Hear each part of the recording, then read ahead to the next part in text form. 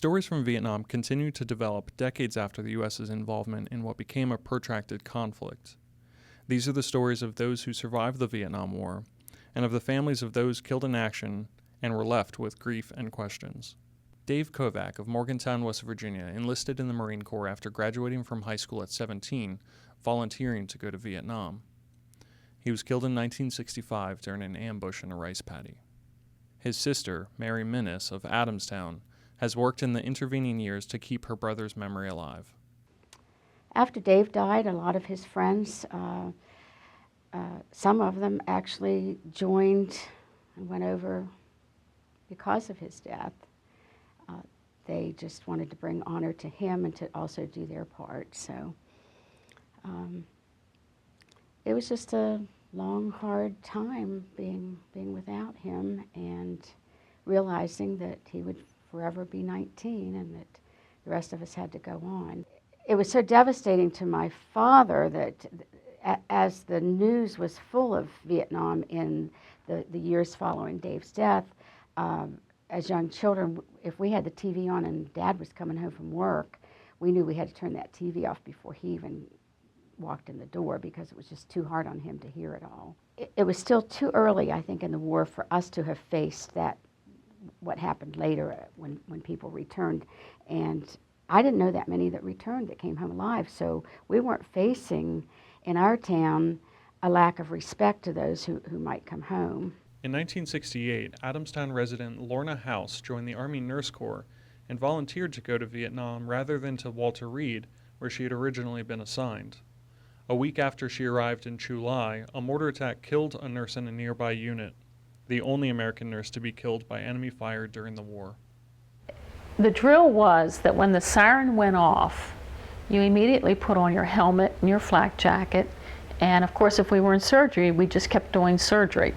I mean, that was, you didn't run into a bunker or hunker down or anything. House's duties in the operating room had her treating not just American servicemen, but also South Vietnamese and prisoners of war. And although the barrages became less frequent for a while, the danger roared back at the end of her deployment. The last month I was there, of April of '70, we were hit just about every night. We had lots of incoming. Once she was back stateside, House was warned of the potential for hostility toward those in uniform. They would tell us when we came to work that we could wear civilian clothes to work and then change into uniform when we got to work because of the potential for harassment. Stephen Smith, who served in the U.S. Army's 1st Infantry Division, felt as if his generation of servicemen was treated as if they didn't exist upon their return. We were the veterans that fought no war, won no medals, won no combat. We were an embarrassment to America. And that's just the way I think we felt when we came back. And I think we were treated that way also. As unpopular as the Vietnam War was, many service members felt disaffected when they came home, finding comradeship after joining veteran service organizations such as the American Legion.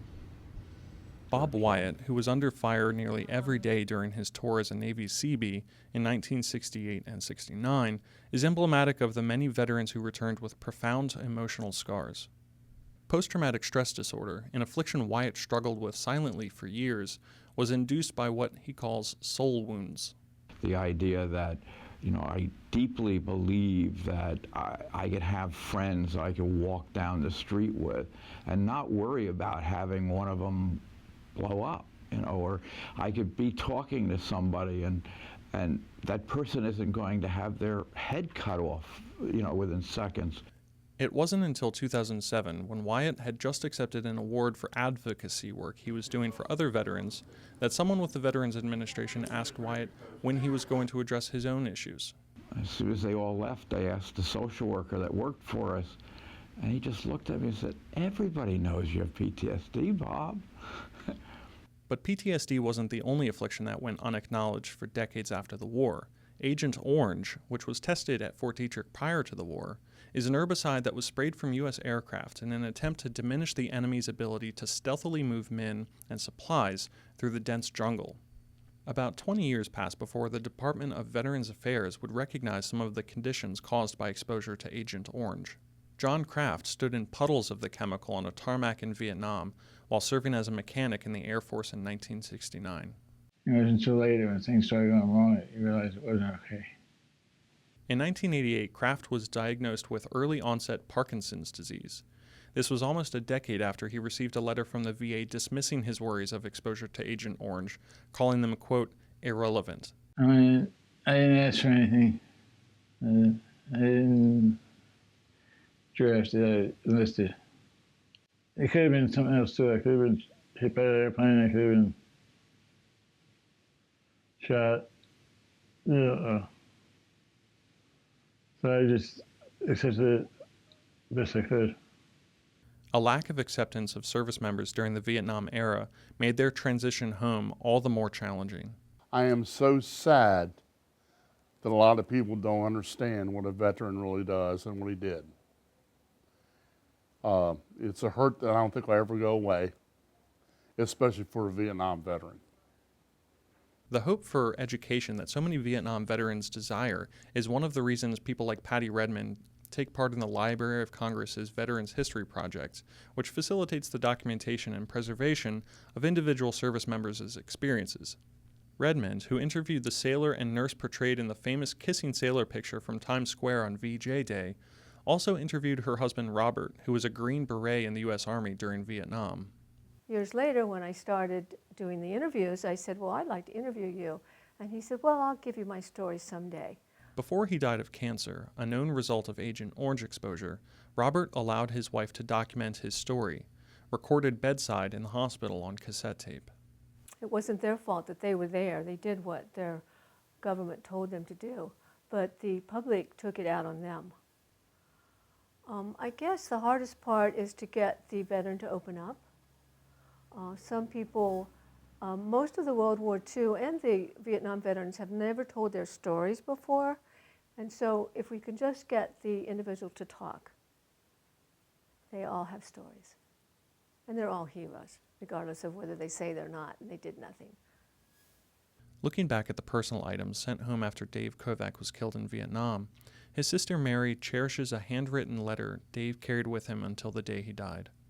But there was an envelope, and it had in it a little black, very small little New Testament that one of his high school buddies had given to him. That was one of the things that he must have carried with him wherever he went. When it came back, inside was a little handwritten note that I later typed up. It was a Dear Mom and Dad letter, and it really meant the world to us. To Mom and Dad, if I die here, my wish would be that you wouldn't cry. Yet in realizing that you will, and grasping your sorrow, I'll understand, because I too hold the same deep love for you as I know you do for me. For I am your son, and you are my parents. Yet you must be strong, because for you to have less sorrow will increase my happiness.